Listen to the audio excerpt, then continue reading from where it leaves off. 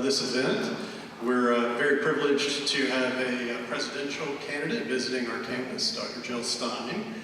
Dr. Stein will be introduced momentarily. I wanted to take a moment to also introduce Professor Majfud, who's a member of the School of Humanities. He's the one who arranged this, and you may not know this about Professor Majfud, but he's something of a celebrity in the Spanish-speaking world. He's very present across Spanish language media, and that's how this event came to be, because the Green Party is interested not only in the United States, but having a global reach. So this conversation between Professor Majfud and Dr. Stein.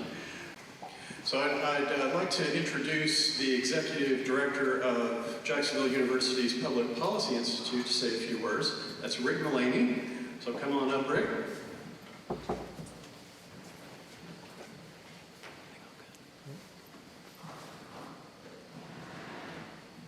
Well, good afternoon, or close to evening. Good evening, everybody.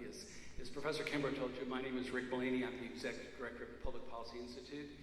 On behalf of Jacksonville University President Tim Cost, the Board of Trustees, Jacksonville University, and the Stein College of Fine Arts and Humanities, I want to welcome all of you to this very special conversation, and a warm and special welcome to Dr. Stein, who is running for President of the United States as the candidate for the Green Party. By the way, that election date is just over 60 days away, a truly historic election. We're very pleased to have her on campus. She is a physician. She went to Harvard for undergraduate school, graduating magna cum laude a long time ago, but I like to mention that because we believe in great academic standards here at Jacksonville University too. She went on to Harvard Medical School. She was a practicing physician, and in the 1990s, she began to notice that the toxic exposure, the link of toxic exposure, was having a tremendous impact on health and illness and well-being, and it began a career in addition to being a physician, and that is as an activist. At the Public Policy Institute, we call this somebody interested in public policy. And she became an advocate in a number of areas, and I'd like to outline a few of those for you. In the 1990s, she began, and this has continued into this very day, fighting for a healthy environment and the closure of toxic facilities and improving air quality standards for coal plants. That included, by the way, and she was in Massachusetts at the time, she helped lead the fight to clean up the filthy 5 coal plants in Massachusetts. She helped close a toxic medical waste incinerator in Lawrence, Massachusetts, which is one of the poorest communities in New England. She saw, by the way, she became a big advocate for campaign finance reform when she saw the effect that lobbyists and campaign contributions were having on health, environmental, and worker protection. And she used that, and she worked to help pass the clean election law by voter referendum in Massachusetts. Dr. Stein co-founded the Massachusetts Coalition for Healthy Communities, a nonprofit organization that fought for health and the well-being of Massachusetts communities, including healthcare, local green economies, environmental protection, labor rights, and grassroots democracy. She also helped lead the effort to secure a Green Future ballot initiative to move subsidies from fossil fuels to renewable energy and to create green jobs. These are just some, and they continue to this day.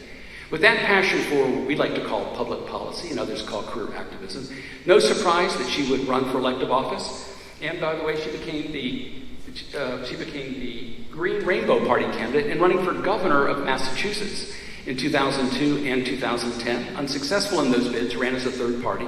And then, as many of you may know, she ran for president in 2012. That was the year Barack Obama won, getting about 500,000 votes. She ran again in 2016, the year Donald Trump won, getting about 1.5 million votes, and been very successful this year in 2024 in getting on the ballot, because remember how this is done. This is done in 50 states. It's an electoral college. You need to be on the ballot in all 50 states. And getting a very favorable ruling from the Wisconsin Supreme Court recently that's allowing her to stay on the ballot in Wisconsin. A whole separate conversation we can have as to why some parties might spend millions of dollars to keep people off ballots, when in fact it's so hard for third parties to get on ballots. But what's important for this election, in many elections, the swing states, is being on the ballot in the Big Blue Wall, which is Wisconsin, Pennsylvania, and Michigan. Very important areas for the outcome of this election, as well as Arizona and Nevada, North Carolina, I think working towards Georgia. All that's a long way of saying that Dr. Stein could have a very significant impact, both in policy and otherwise, on this year's presidential race. And we're very pleased to have this discussion led, as you just heard, by Dr. Jorge Majfud, who teaches Spanish and International Relations here at Jacksonville University. So I hope all of you will join me in welcoming Dr. Stein and Professor Majfud for this great conversation.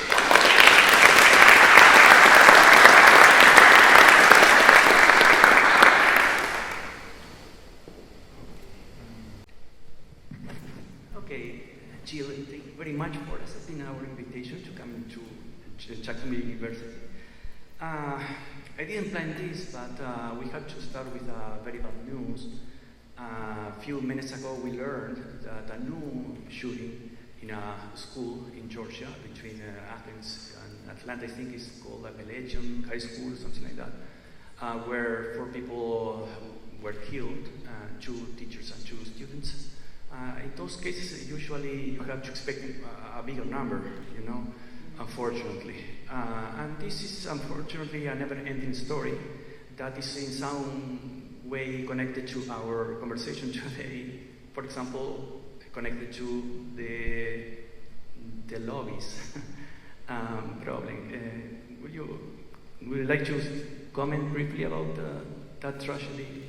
Sure, and again, thank you so very much for the invitation. Thank you all for coming out on this challenging day with weather that would get in the way of any normal person. So this is definitely a strong, motivated crowd. Thank you for coming out.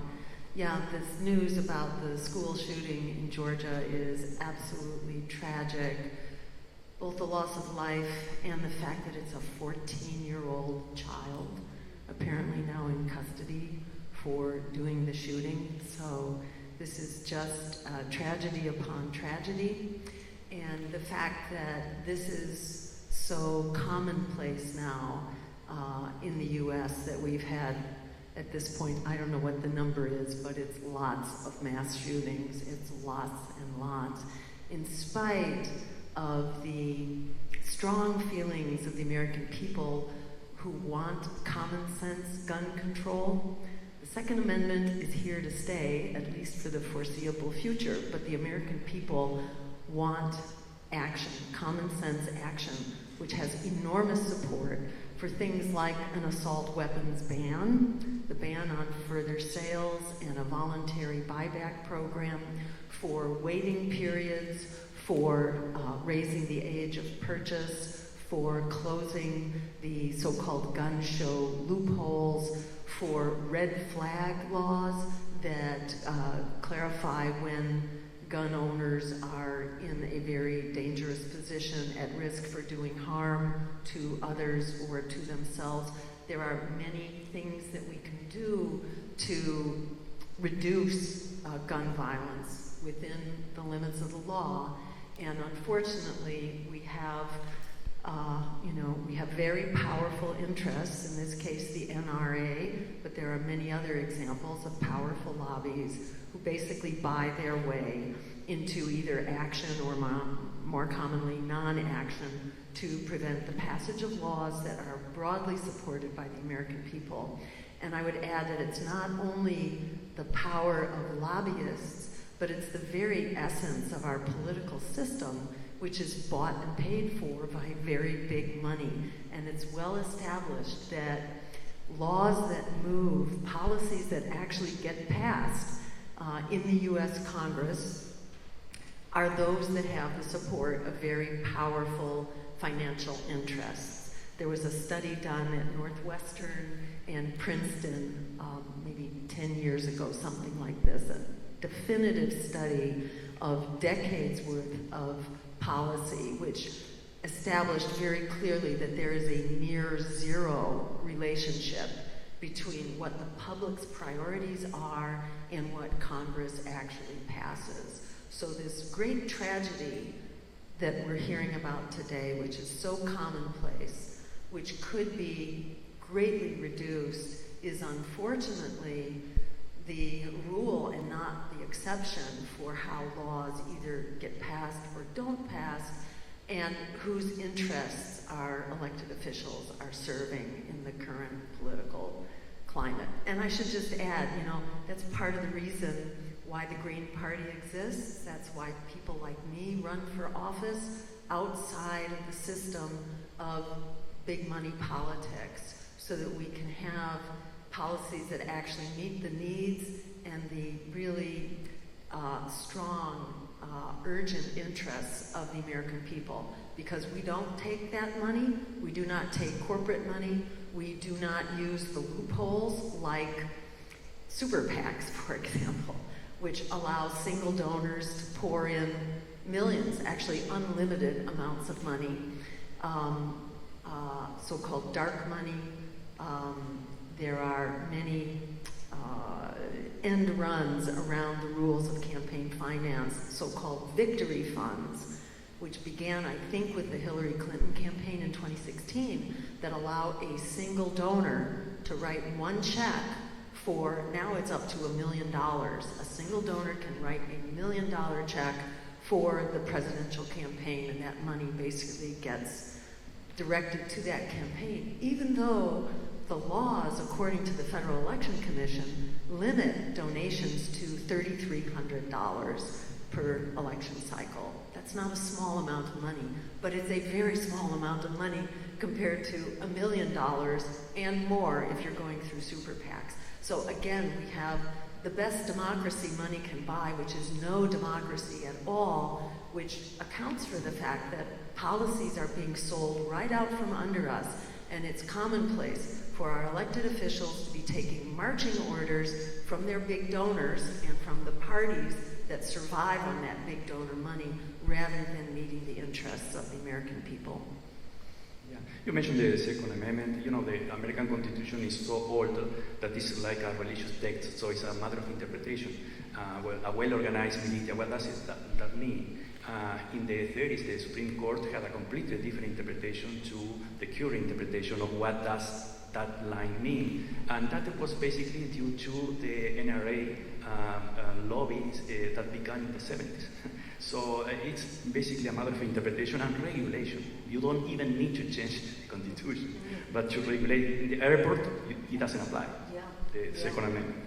And many journalists in different countries asked me a very, very simple question. Sometimes simple questions are hard to answer, but it's not going to be hard for you. And they ask how different is Jill Stein and the Green Party, or this Green Party, to the twin parties, the Democrat and Republican. I would say, what is the major difference you can say about the establishment versus the Green Party? Not just the money, you know. Yeah, okay. So, I think the overarching difference between the Green Party and the establishment parties, really is the money and who therefore pulls the strings. And, so that's kind of like the overarching framework. But what that then results in is the fact that Greens can advocate to meet the really urgent needs of regular everyday people. We're not out there fighting for what the lobbyists want. We're out there fighting for what regular people want. So what is that? It's things like health care as a human right for everyone. We have a continuing crisis here in the U.S. in spite of the passage of the Affordable Care Act. Healthcare is still not affordable. It's far from it. Even if you are getting your healthcare through the Affordable Care Act, it's a very tough row to hoe. And it's somewhere around, the numbers are now somewhere around 60 million Americans who do not have adequate health care, who either are uninsured or they're not adequately insured. Yet we could have a system like expanded, improved Medicare for All, which basically covers everyone comprehensively. It covers your mental health, your dental care, your eyeglasses, your hearing, your chronic care. If your parents or you or a child need chronic care at home, that's actually covered under Medicare for All. It's not covered currently unless you spend yourself into poverty, and then you can get covered under Medicaid. But if you have chronic conditions, it's very hard. Right now, for example, if you get a diagnosis of cancer, the odds are more than 40% that within 2 years you will have spent down your life savings and may even, lose your house on account amount of just taking care of your cancer. So the Greens advocate for health care for everyone as a human right. And by the way, through Medicare for All, it actually saves us $500 billion a year, because when you have only one insurance provider instead of hundreds of them, you save so much money on the bureaucracy and the red tape. Right now, we need a whole army of bureaucrats just to figure out what insurance company is going to cover you or not cover you for everything that you need. If you go into a hospital and you need an aspirin, does your insurance company cover the aspirin? And how much of the aspirin do they cover? I mean, it's minutia like this that we are spending actually 1 out of every 3 healthcare dollars now for just the bureaucracy and the red tape. So Medicare does away with all of that. Instead of a 30% overhead, it has more like a 3% overhead. So by consolidating those administrative expenses, we can actually expand healthcare to cover everyone and still have $500 billion left over. So that's one of the main issues for Greens. Another one is the endless wars. The endless wars, which are actually costing us half of our congressional dollars right now, are being spent on the endless war machine. So it's about $1 trillion a year. We advocate for cutting that at least 50%. Right now we're spending more than the next 10 biggest spenders combined. And what does that get us? It gets us a lot of interventions. We've sent the military in 250 times in the last 30 years. That's according to the Congressional Research Service. And it's trillions of dollars that we're spending on major war after major war, which are not making the world a safer place, don't make us safer, get us embroiled in all kinds of conflicts that we should not be involved in. So that's another place where we differ. We say, cut the military budget. Let's have an actual defense policy rather than an offense policy. And let's put those dollars into true security here at home, ensuring that we have the health care, the quality schools, the education. I should mention we also call for public higher education as a human right, covering that for free, which was done in my day, in my era. Higher education was, public higher education was either free or just about free. We call for bailing out the students who are locked into virtually unpayable student debt.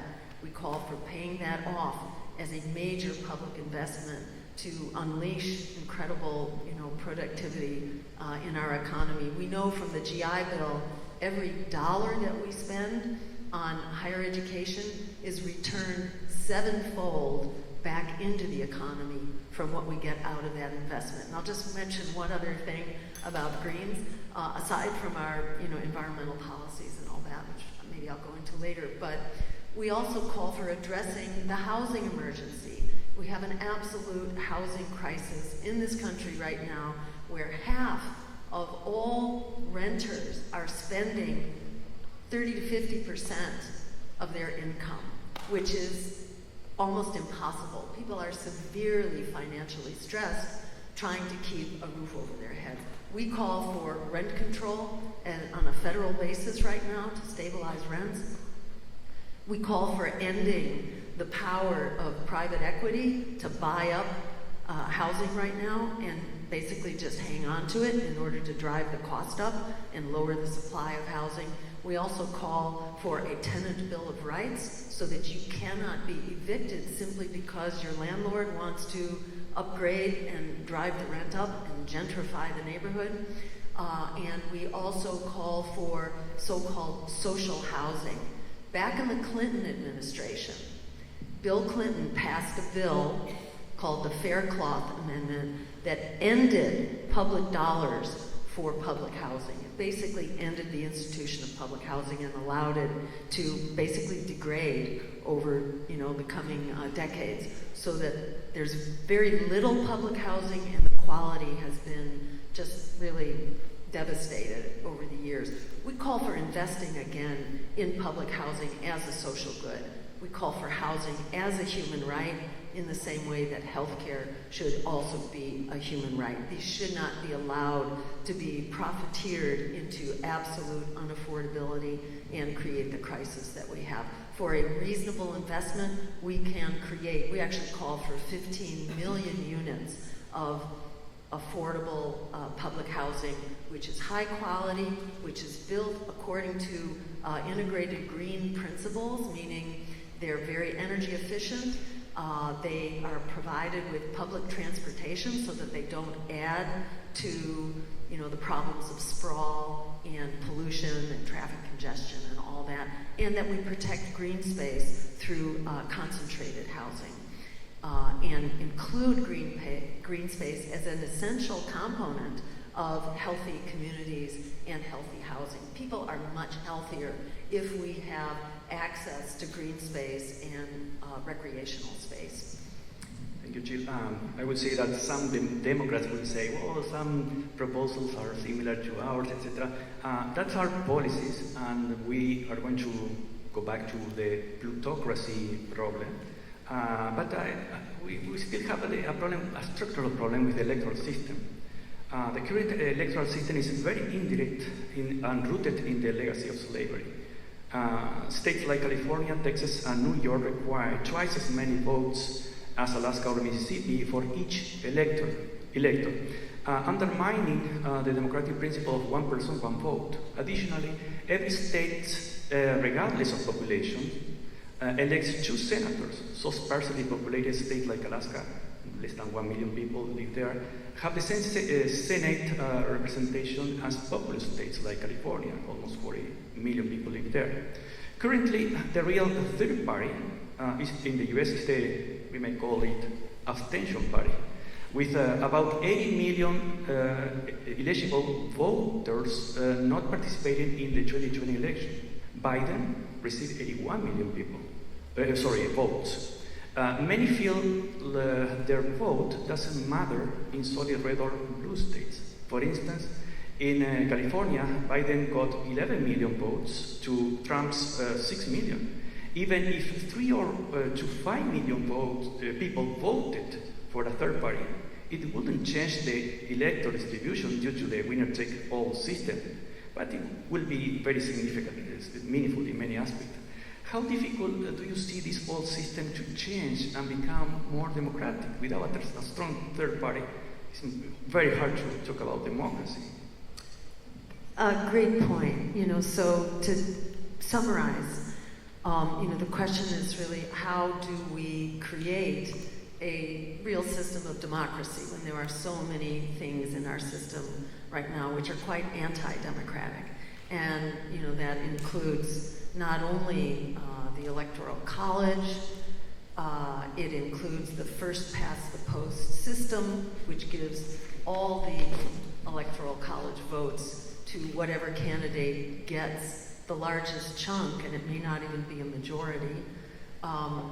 It is the ballot access laws that make it very hard by design for other choices to appear on the ballot. And we know that the American people are really hungry for more choices. We see this in poll after poll.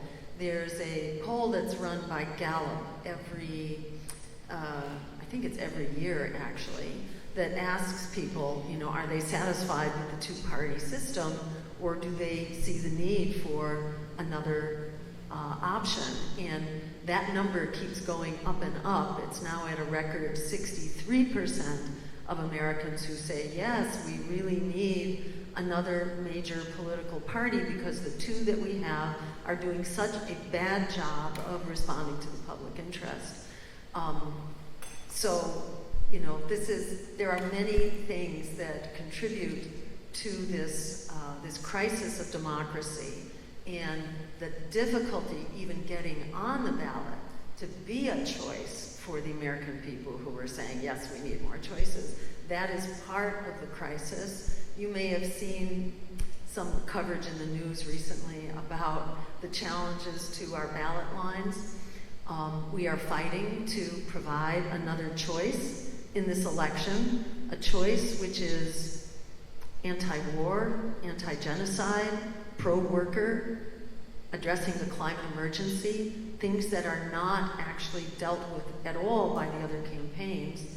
And we're fighting to get into the public discussion, because if you just leave it to the two major players, they're not going to mention, these issues about the genocide, about the endless war machine that's robbing us blind, about the climate crisis. You're not hearing them talk about that, not at all.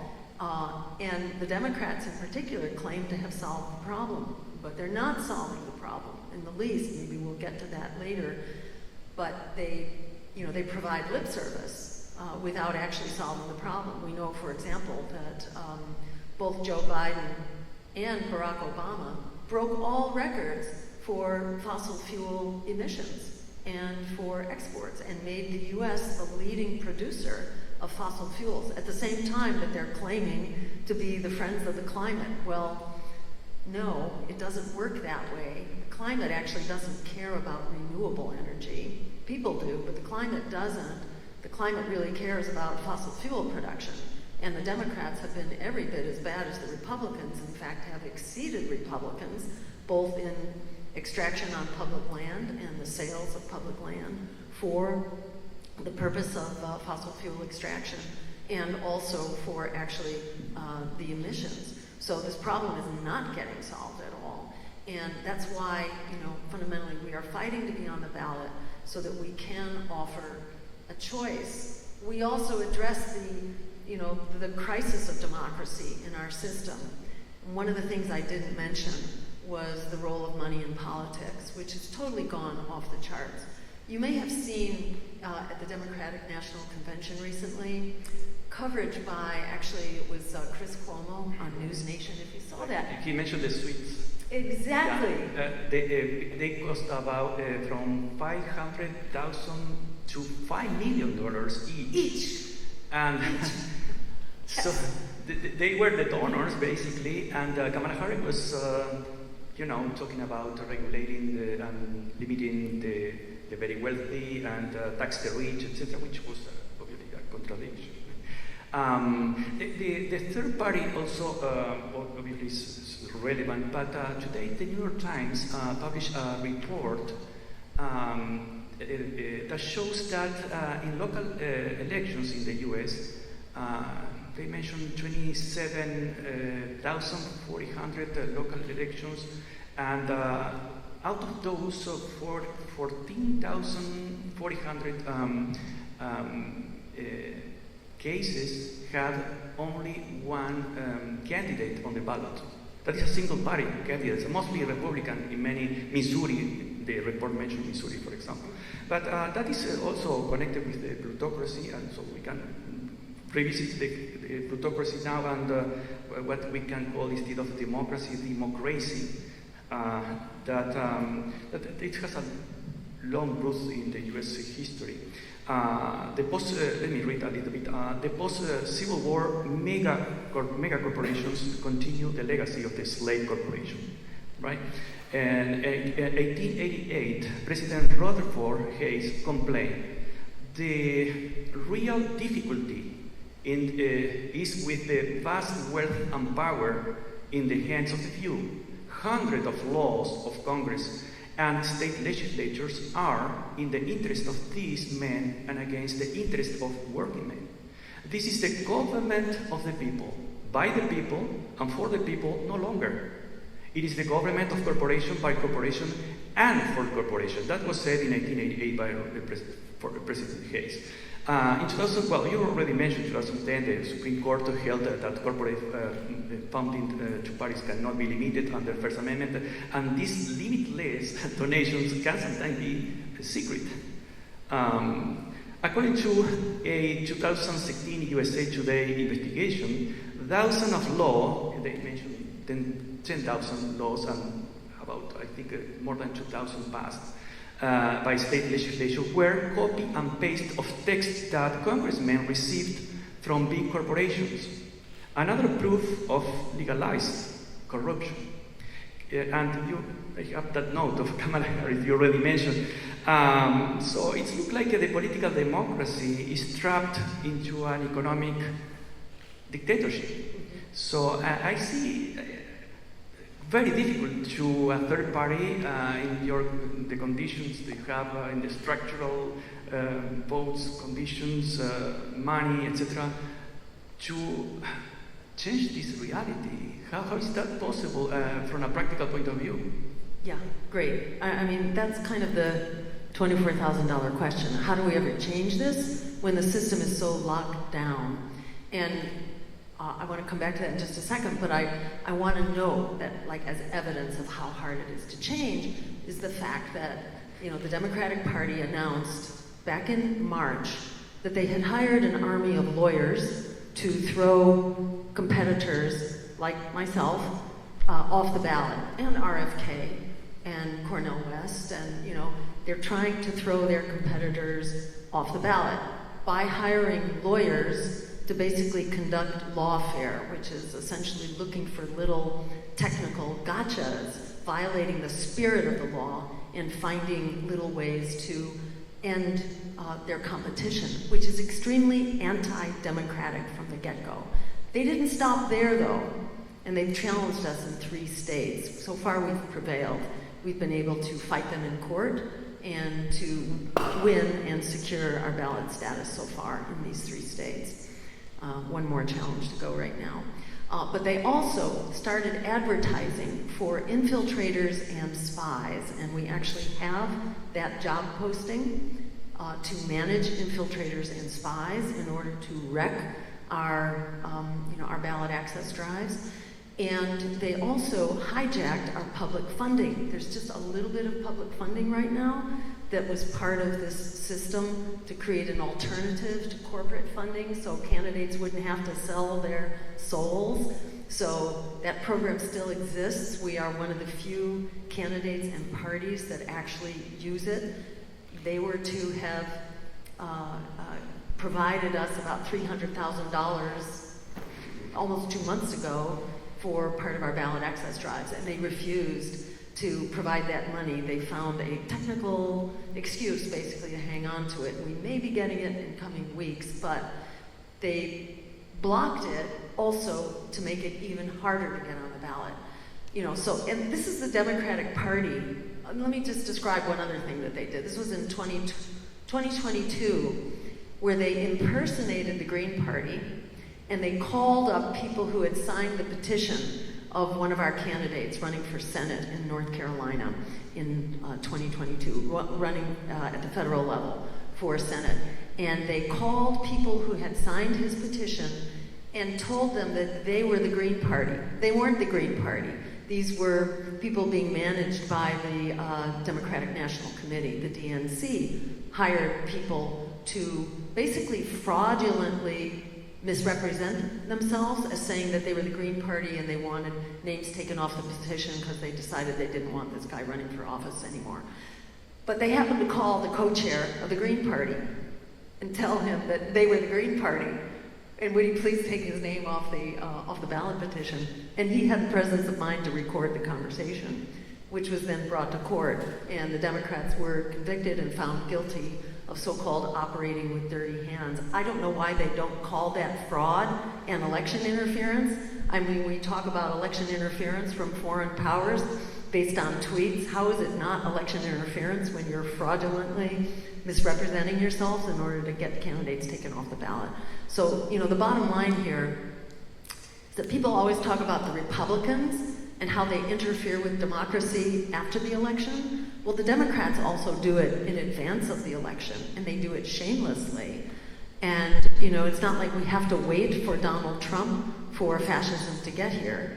We have fascism, authoritarianism, wherever you want to draw the line, but this is completely anti-democratic, and, you know, that is being done. So back to your question, so how do we ever solve this problem when they're in charge and they kind of have control over the airwaves, they have control over mainstream media, you know, but they don't have perfect control, put it that way, and they especially don't have control over social media.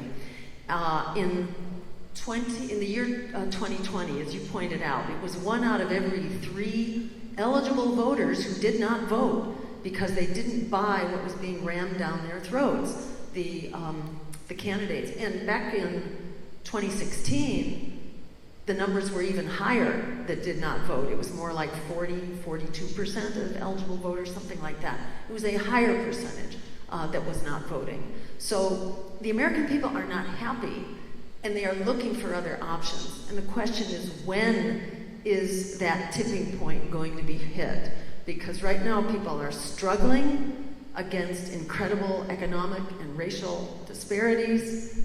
A younger generation has basically been locked out of survival. Polls of young people now, under age 25, half of young people say that they are hopeless about the future, and 1/4 of young people are actually saying that they've contemplated harming themselves within 2 weeks of the poll because things are that bad. And things are not going well when you have two major parties who are bought and paid for by the war machine, by Wall Street, by the health insurance and big pharma. When they're running the show, it's not working for ordinary people. And ordinary people have really reached the end of their rope. Over 60% of Americans are living paycheck to paycheck and are not happy about it.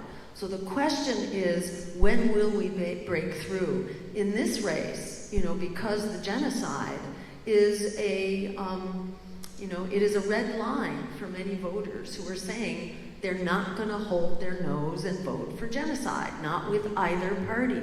So we're seeing a whole lot of interest and organized power coming into our campaign and into the Green Party now, which suggests that maybe we're getting to a tipping point, because the genocide doesn't stand alone. It's part of this very overblown military-industrial complex, which is robbing us blind and depriving us of the things that we really urgently need right now.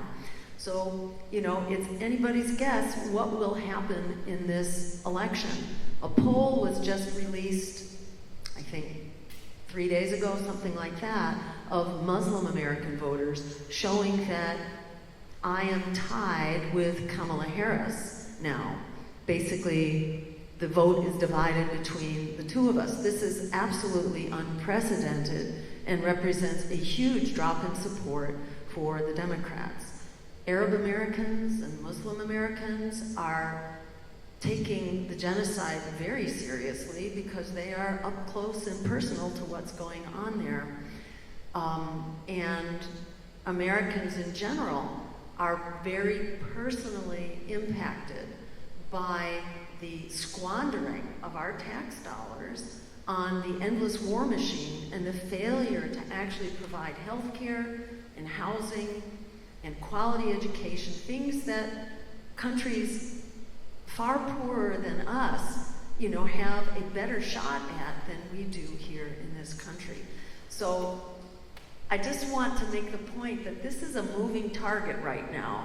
And to quote Frederick Douglass, power concedes nothing without a demand. It never has and it never will.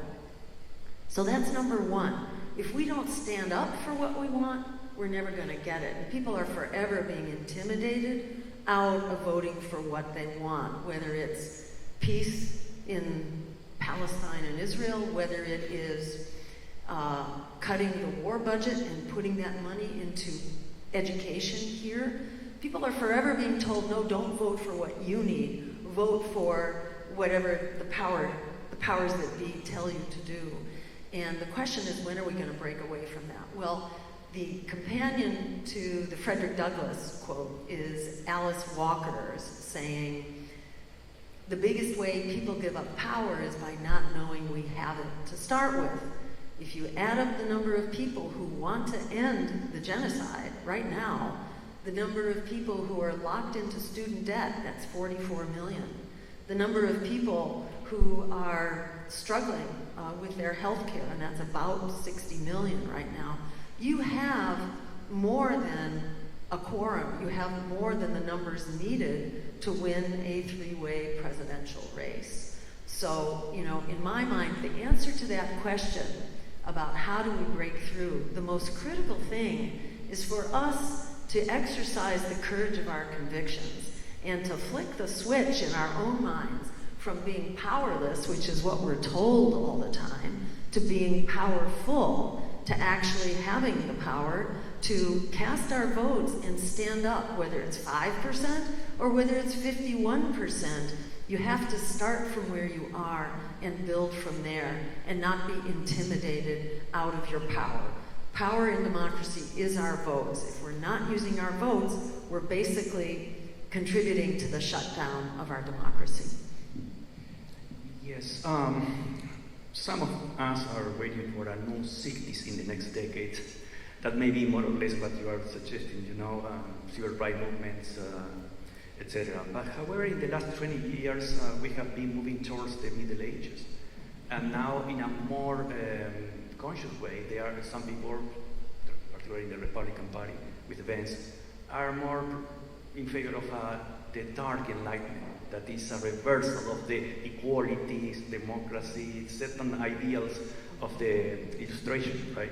Or the dark illustration, they call it in English, I think. So, and that's brings me to another topic, which is freedom of speech and education. That's very important, particularly here in Florida.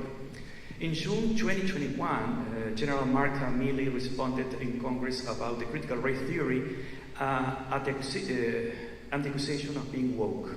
He said, I've read Mao Zedong, I've read Karl Marx, I've read Lenin. That doesn't make me a communist, he said, close quote.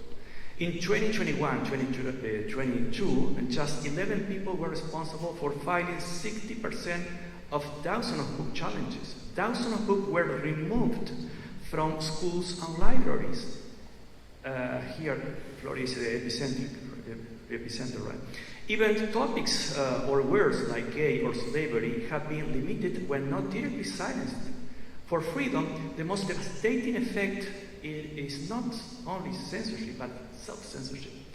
On August 2nd, Ray Rodriguez, Chancellor of Board of Governor of State's University System of Florida, emailed every Florida public university and college to, I quote, review relevant course resources such as textbooks for either anti-Semitic material and or anti-Israel bias.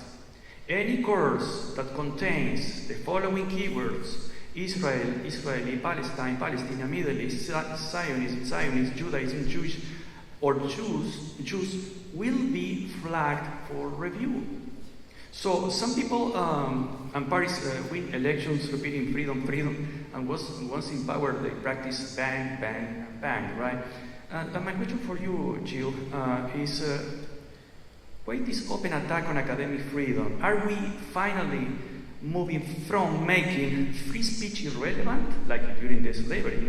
Throughout slavery we have the First Amendment, freedom of speech, etc. But that was a non-free country, that there was a slavery in course, legal slavery.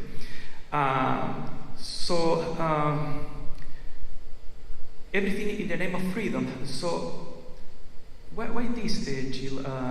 This attack, is that because some groups are feeling like during the slavery when everybody were free, even the Confederate States having the Constitution written in 1861, something like the First Amendment, freedom of expression, etc., but they were in favor of slavery.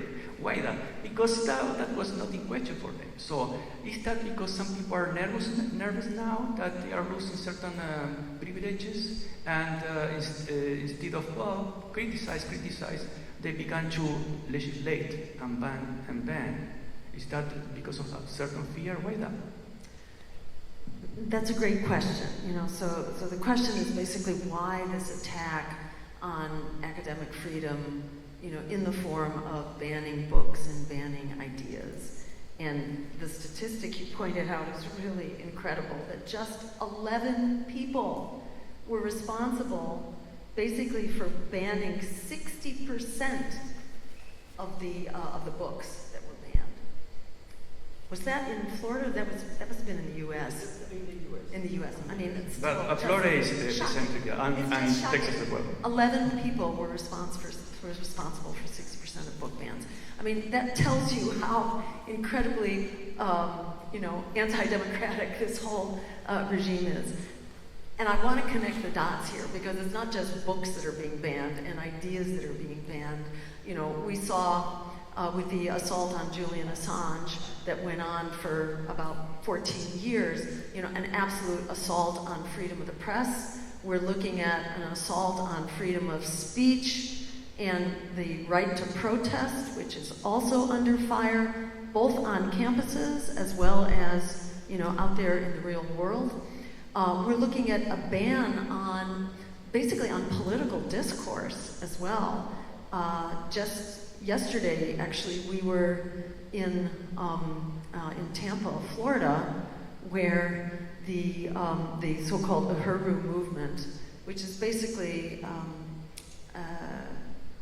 a left African-American group, is being charged essentially as a foreign agent, that to criticize U.S. foreign policy is being a foreign agent. No, I don't think so. These are like lifelong, deeply held beliefs of these activists who are now being threatened with 15 years in jail for participating in elections and running on their beliefs. I had the same challenge thrown at me in 2016 for basically standing up on the issues, for being an anti-war candidate, for being a anti-nuclear candidate and a pro-peace candidate. I was accused of being a Russian asset, mainly because that was politically convenient. It was a politically convenient charge that was essentially issued by Hillary Clinton and the DNC, who were trying to marginalize me by trying to brand me as a Russian asset. I was investigated for 3 years by the Senate Intelligence Committee because of that. And essentially, eventually proved my innocence, which is ridiculous to have to prove your innocence. You're supposed to be innocent until proven guilty, but the tide is turned when you have a political accusation against you. Sounds like McCarthyism. Like what? McCarthyism. McCarthyism, exactly. This is a new kind of McCarthyism, which is very full-blown. And that's what's happening on campus. This is what's happening politically. This is part of the effort of the Democratic Party now to shut down its political opposition. This is not what democracy looks like. This is the opposite of democracy. This is why, in my view, we don't have to wait for Donald Trump to see fascism growing in this country. When we have the Israeli Defense Forces training our local police all across the country in these very vicious and horrific, abusive tactics for policing. This is going on not only at the Cop City in Atlanta. There are about 80 such cop cities that are under construction now across the whole country. Unbeknownst to many people, the draft is also back. It's not been activated, but the database is up to date. And if you have kids between, 18 and 25, they are registered in that database, and Uncle Sam knows where you are. We are being essentially railroaded into this very militarized economy, a very militarized society, and the price we pay is our democracy and our rights to free speech, the right to protest. The reason Julian Assange was targeted is because he exposed war crimes, torture, abuse, and corruption. This is the role of journalism. That's what the press is supposed to do. They're not supposed to be lapdogs to power. They're supposed to be watchdogs to power. But we're in a situation right now where we're seeing incredible abuses of power, and that includes this assault on our First Amendment rights, also our Fourth Amendment rights, and our right to privacy and all that. But our basic constitutional protections are under assault. The American people do not like this, do not want this to be debated. This is another reason why we are fighting to be on the ballot and to be in the debates and in the discussion and covered by the media, because the basics of our democracy, our economy, our environment are being sold out from under us to the highest bidder. And this is a very dangerous situation for all of us. And what's going on with the banning of the books, unfortunately, is just one detail in this larger situation. If democracy prevails, we will roll all that back because it does not have public support. But in the same way, you made the point that we're, I think you said, an oligarchy or a plutocracy. You know, we are ruled by the very few and the very rich because our political system is bought and paid for. This is a crisis as money has been more and more concentrated into fewer and fewer hands, to where the richest 3 people in the US now have as much money as 50% of the population. So wealth and power is very concentrated. And in the words of the famous Supreme Court Justice, Louis Brandeis, we have in this country a choice between vast concentrations of wealth or democracy. We can't have both. And unfortunately, in this country, we have chosen vast concentrations of wealth. When wealth is concentrated into very few hands, it finds ways to buy power and to basically, through legalized forms of corruption and sometimes not so legalized, to buy its way to ever greater power. We are in the crisis of that moment right now, and it's absolutely unsustainable and unsurvivable now to the majority of the American public. And the question is, when are we going to have a real debate about this and set it right? That will happen the minute our democracy is unleashed. That's not going to happen from the 2 political parties that are now running the show. We need to open up our democracy and have more voices and more choices so that the American people can actually have a fighting chance. Thank you, Jill. Let's move to Latin America and then a little bit to immigration. Allow me an introduction about this. After the U.S. took over more than half of Mexican territory, from Texas to California, to expand slavery where it was previously illegal, expansion halted at the Rio Grande. This was to avoid incorporating areas heavily populated by what congressmen of the time considered inferior races. Instead, the U.S. established protectorates and military bases in Latin America. In the 19th century, Washington conducted dozens of military interventions in Latin America to teach the young people, that is why they were called, to govern themselves. This continued into the 20th century. During the Great Depression, the U.S. withdrew Marines from some banana republics, but left behind its local psychopaths in their government's dictatorship that lasted for many generations. During the World War II, Washington neglected Latin America, which is why the region recovered a dozen of democracies.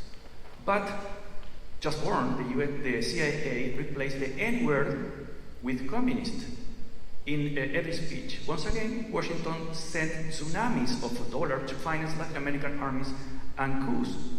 In 1959, Senator John F. Kennedy said in Congress, "I don't think giving the aid to South America is to strengthen them against the Soviet Union. This money is down the drain in a military sense, but in the political sense, we hope they make effective use of it." President Nixon confirmed that idea in 1970. I quote, "I will never agree with the policy of downgrading the military in Latin America. They are power centers subject to our influence. The others, the intellectuals, are not subject to our influence." By 1970s, a dozen of democracies in Latin America had been lost, transformed into bloody military dictatorship, were not obedient democracies, guardians of American corporations, freedom of enterprise, and their accomplices, the Latin American oligarchy. The story never ended. Today is practiced in other ways. What would the Green Party foreign policy? What would be a Green Party foreign policy? So the Green Party foreign policy would be very different. And just to add to what you were describing about what U.S. foreign policy looks like, actually. Since the Second World War, there have been approximately 70, 75 regime change operations, covert, conducted largely by the CIA and by the U.S. regime change operations like overthrowing the democratically elected government of Guatemala in order to prevent land reform, which United Fruit did not want. They did not want to be land reformed out of their monopoly over the land, which was basically starving the peasants.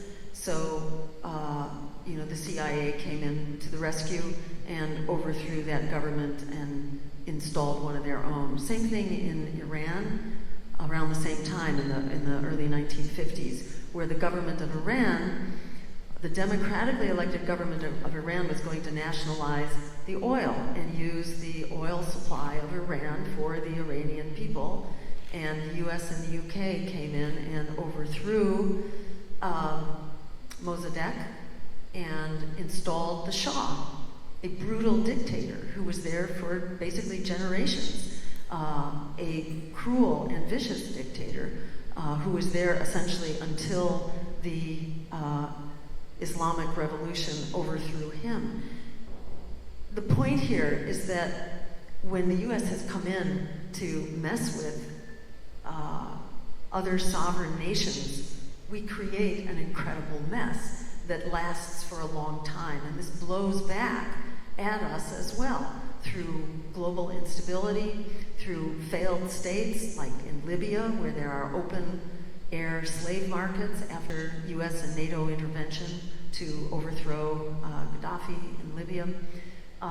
You have mass migrations as people flee the desperate conditions of their countries, and continuing terrorist threats. It resolves nothing to basically overthrow governments and install violent dictatorships. It's a disaster.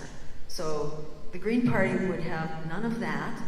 We would move from a foreign policy based currently on military might and economic domination and neocolonialism. We would move from that to a foreign policy based on international law, human rights, and diplomacy, and use that as our guide and not use raw militarism. Instead of enforcing this current concept of a monopolar world, a world dominated by the US empire, instead we would join with the community of nations to be a multipolar world living according to the laws of nations. Because it will either be the laws of nations or the laws of the jungle. The US is no longer the dominant economic power, so we are not going, nor are we now the dominant military power.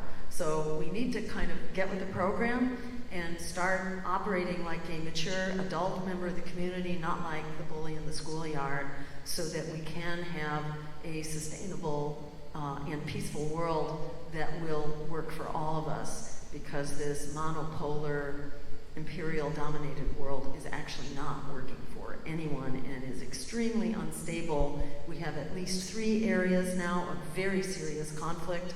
2 of them are hot wars, obviously around Ukraine and in Israel, Gaza. They're both enlarging hot wars, and then there's a Cold War that could easily turn hot right now around China. And all of these could go nuclear. Not hard to imagine how that could happen. So we are on a very dangerous trajectory on this imperial notion of US domination. So we would leave that behind us and get with the program of a foreign policy based on international law, human rights, and diplomacy that we can all live with. It's a very dangerous... Yes. It's 6:35 now, maybe like one more question. Okay, thank you for letting me know that.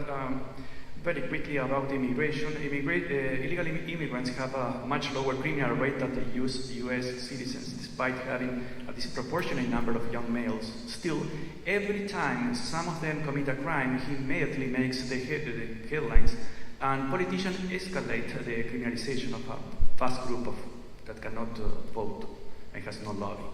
They don't know the language or the laws, but they still manage to find jobs, which are crucial for our society.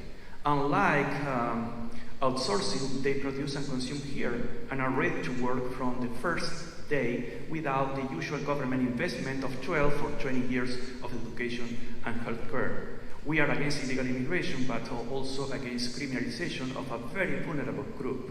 Usually, poor, desperate people take coyotes $10,000 or $15,000 loan to come here illegally. Why this? Because the U.S. immigration laws hate poor workers. In a U.S. embassy, it is better to say that you are a lazy, sluggish person with an exciting bank account than a hard worker if you don't want to be denied a visa. So what are the Green Party ideas for kind of solving or dealing with the immigration problem? So as Greens, we know that the most important thing we can do to fix the immigration crisis is to stop causing it in the first place through regime change operations, which need to come to an end. We need to respect the sovereignty of other nations. We need to end the war on drugs by treating drug use as a public health issue, not as a criminal issue. And the minute we do that, we pull the rug out from under the drug cartels and their violence, which is also forcing many people to leave their homes. So we, on day one, would legalize marijuana, and we would begin a program to decriminalize other drugs as well in order to basically end the power of the drug cartels. We would also address, the economic exploitation, to look at Haiti, for example, where we overthrew the Aristide government twice, so that, for example, we could then suppress the minimum wage laws, which had raised the minimum wage from something like, I think it was 30 cents an hour up to 60 cents an hour. That was like the minimum wage law, which had been passed. And then when we overthrew Aristide, we were able to suppress that minimum wage law and push it back down in order to protect the profits of basically the clothing industry that was making out like bandits with cheap labor in Haiti. So these are the kinds of policies that create the instability which are driving people here. If you look at the countries, and also we would end the economic sanctions, for example, against Cuba and Venezuela and Nicaragua.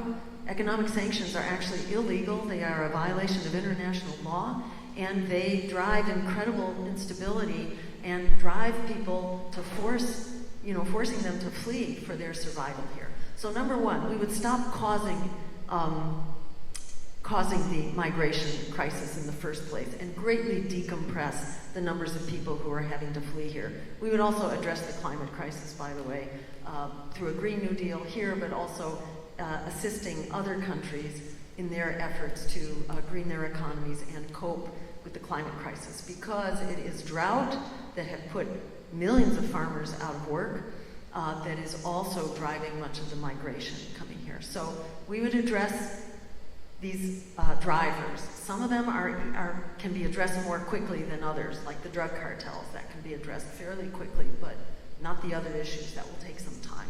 So we want to decompress what's forcing people to flee their homes. And in addition, instead of spending billions of dollars on a wall, which is completely ineffective, all it does is kill people and kill wildlife and destroy ecosystems, instead of spending money on the wall, we will spend the money on the immigration attorneys, on the civil society supports, so that people can be quickly processed. They can get their background checks. We can ensure that we're not allowing people with a history of violent criminal records into the country. We can do those checks expeditiously, give people their papers, and then allow them in with papers so they can go to work. Because when migrants are actually working, they more than pay their own way in their taxes. And contrary to the mythology that's being peddled now, particularly by Republicans, but increasingly Democrats as well, migrants are peaceful. They actually make our communities more peaceful and secure. They are not bringing the drugs. The drugs are crossing the border in portals of entry carried largely by Americans, not by migrants. And also, migrants are hardworking and represent basically a huge economic resource. A recent study showed that over the next decade, migrants are worth basically about $7 trillion worth of economic development for the country. So we can do the right thing by way of, human rights, asylum laws, migrants, but the right thing for this country as well by offloading the drivers that are causing the crisis and by expeditiously processing migrants so that they can go to work and become contributing, vibrant members of our communities. Okay, I don't have time to ask about AIPAC, Palestine, Gaza, etc. I could give you a real quick answer on AIPAC. Please do. Oh,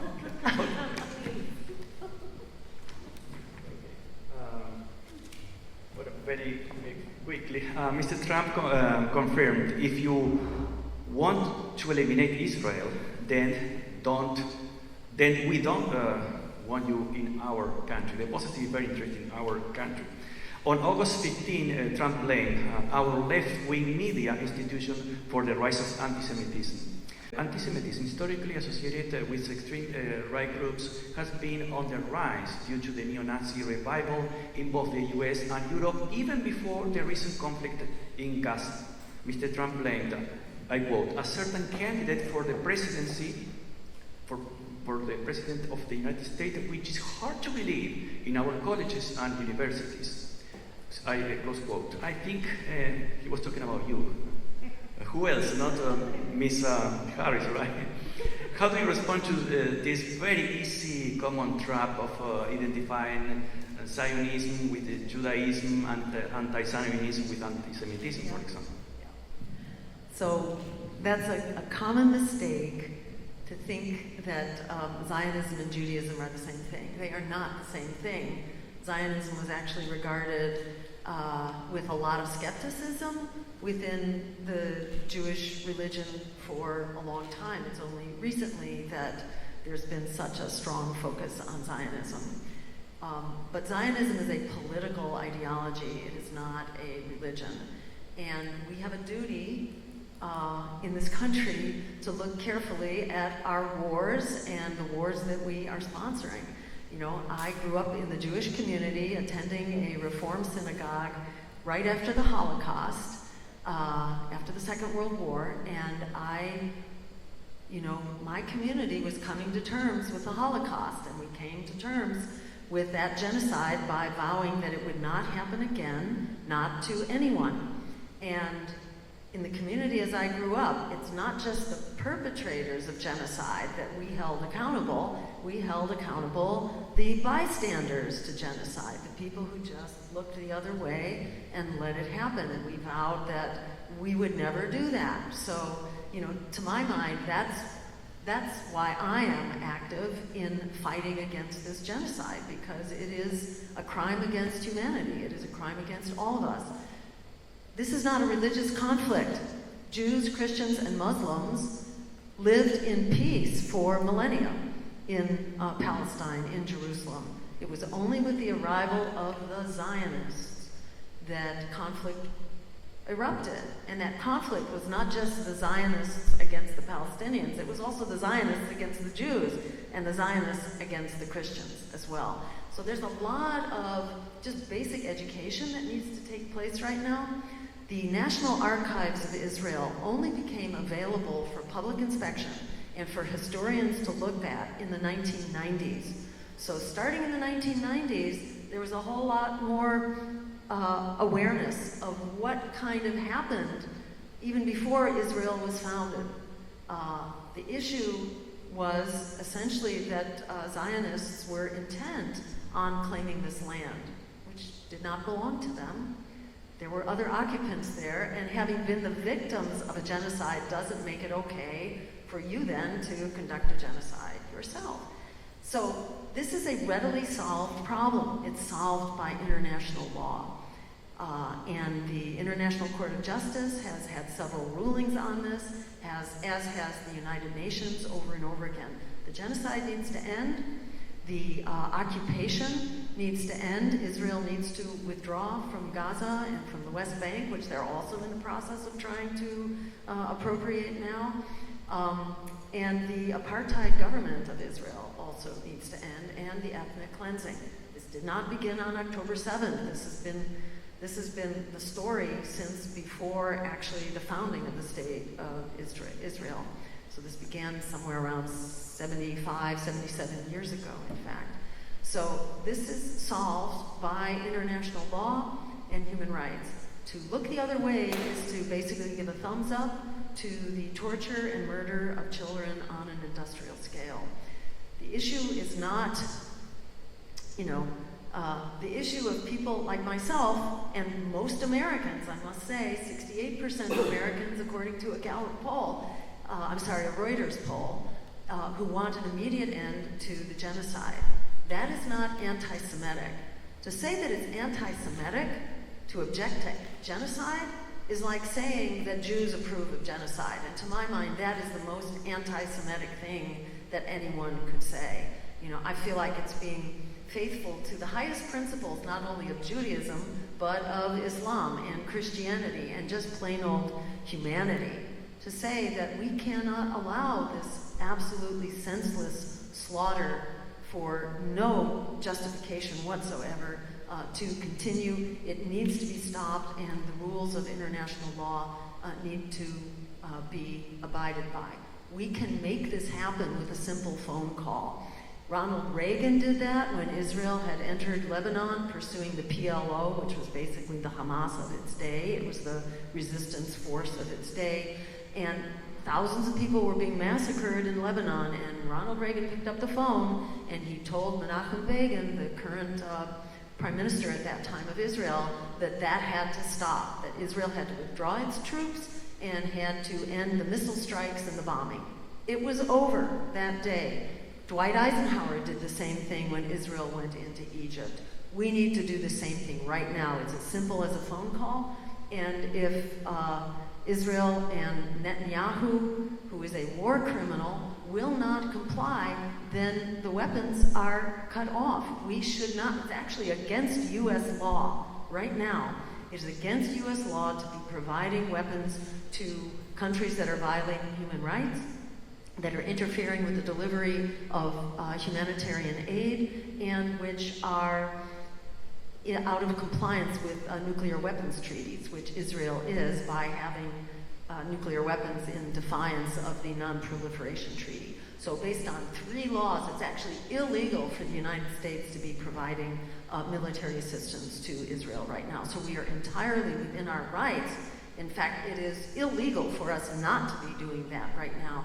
And on day one, our administration would do that immediately and ensure that this is a disaster, not just for Gaza and Palestine, this is also a disaster for Israel. And Israel is mobilizing its neighbors against it. Already people are leaving Israel by the droves. Its economy is a mess. Having a fascist state is not compatible with survival, really, for any country in this day and age. And Israel needs to begin complying with international law. We can make that happen. We have the power to do that in the blink of an eye.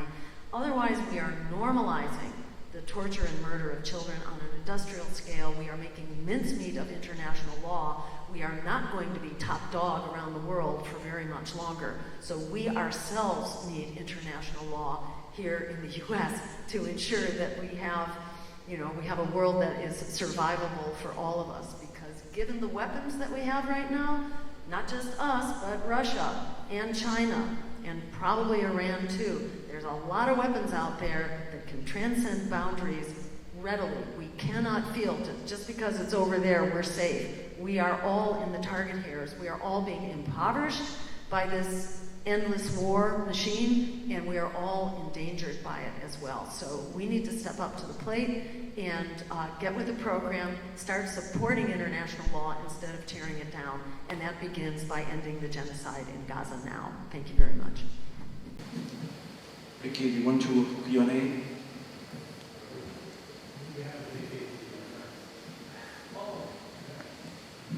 Right now.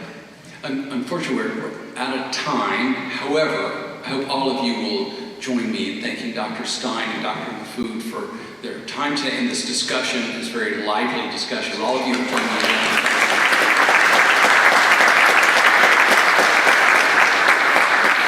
We are going thank you all for attending. For an hour and a half, Dr. Majfud asked softball questions in which Dr. Stein has prepared answers, and now we don't even get a question and answer. Oh, I can ask her. To have that, but there is a problem. Person, not in front of an audience. I would like to have a question and answer, but apparently we have to. Yeah.